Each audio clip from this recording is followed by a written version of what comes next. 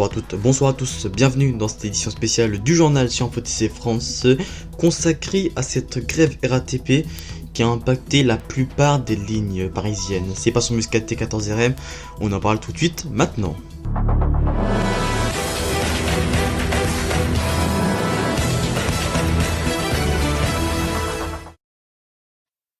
Ils sont 90% des conducteurs à la RATP à avoir fait cette grève. En effet, pour manifester avec cette réforme de la retraite, ils ont impacté la plupart des lignes de la RATP. On en parle tout de suite maintenant dans un reportage qui avait été annoncé ce mercredi dans mon émission de l'Instant Transport Express, reportage signé Info TV. C'est une grande première que la RATP va connaître, la plus grande grève jamais eue dans l'histoire du réseau. En effet, la raison de cette grève est due à la réforme des retraites qui va impacter la plupart des conducteurs de train et aura lieu ce vendredi 13 septembre 2019. Des ralentissements, mais surtout une affluence record sur les quais du métro sont donc à prévoir.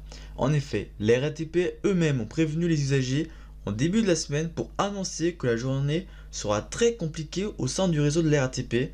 La RATP invite à limiter au maximum les déplacements. Les prévisions sont que la quasi-totalité des lignes de métro, de la ligne 1 à 13 sauf la 14, seront donc touchées, ainsi que les tramways, bus du réseau et les lignes du RER A et du RER B. Pour le moment, la RATP a communiqué toutes les prévisions sur les différents comptes Twitter des lignes, mais pour le moment, il ne s'agit que d'une prévision. En effet, la RATP sera ce soir à 18 h. Combien y aura-t-il de grévistes ? Et pour cause, il doit attendre la réponse des grévistes ou non, comme c'est la règle dans les services publics. Vous pourrez retrouver les infos trafic de vendredi sur le site internet de la RATP dès ce soir à partir de 18 h. Du côté de la SNCF, ils ont annoncé que la grève ne sera pas touchée par le mouvement social. Dans ce cas-là, les lignes des RER C, D, E, ainsi que les lignes de Transilien et des trains T4 et T11 Express seront en trafic normal et ne seront pas concernés par la grève. Alors maintenant, quelles sont les lignes qui avaient été impactées par ce chamboule tout ? On en parle tout de suite maintenant dans l'infotrafic.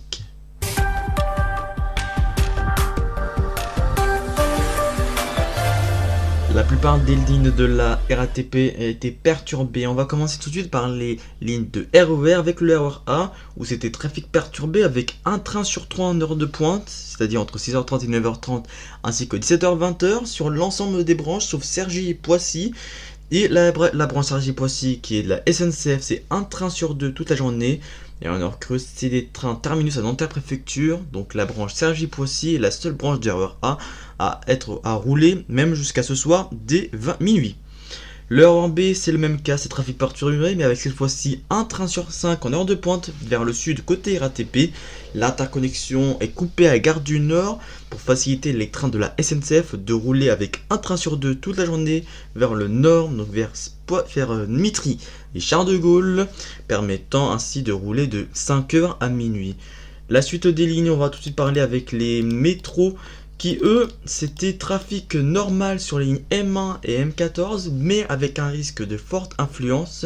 Et pour les cas des lignes 2, 3, 3 bis, 5, 6, 7 bis, 10, 11, 12 et ligne 13, c'était des trafics interrompus. Du côté des autres lignes de métro, nous allons tout de suite voir avec le métro 4 et 7, où eux c'était un trafic perturbé, mais avec un train sur 3 uniquement en heure de pointe.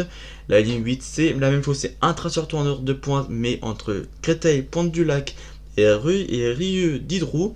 Du côté de la ligne 9, ce sera un trafic perturbé, mais avec un train sur 4 entre Pont-de-Sèvres et Franklin-Roosevelt, ainsi que Nation et Mairie de Montreuil. Du côté des tramway, nous avons le T3B, T6 et T8 avec un trafic perturbé avec un tram sur 2 sur toute la journée.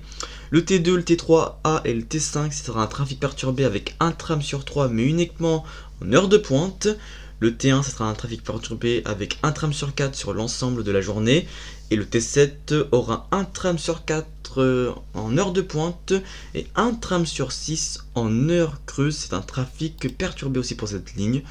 Du côté des lignes de bus, l'ensemble des lignes c'est un bus sur 3. Faites bien attention à si vous avez pris des bus, car certaines lignes sont des services normaux, soit des services partiels ou dans ce cas des services non assurés. Et pour le funiculaire de Montmartre, c'est il est fermé. Et du côté de la SNCF, le RER A sur la branche Cergy-Pontoise et Nanterre était ouvert avec un trafic perturbé avec un train sur deux. Le RER B Nord du côté SNCF c'était trafic perturbé avec un train sur deux. Et du côté des lignes RER C, D, E, Transilien ainsi que les lignes T4 et T11 Express, c'était un trafic normal. Fin de cette édition spéciale du journal consacrée à cette grève RATP qui a impacté la plupart des lignes. Merci à vous de nous avoir suivis. On continue l'actualité sur cette édition spéciale. Tout ça à retrouver sur nos deux comptes Twitter, ITCF _ national ainsi que ITCF _ Paris FDF. Sinon, on peut aussi toujours retrouver l'actualité sur notre compte Instagram, InfoTC France _ Paris IDF. On se retrouve très prochainement pour ma part sur InfoTC France. De toute façon, je vous retrouve vendredi prochain à 16h30 pour un nouveau numéro de Paris 360. D'ici là, passez une très bonne soirée sur InfoTC France. N'hésitez pas sur Muscat T14RM. D'ici là, portez-vous bien. Ciao.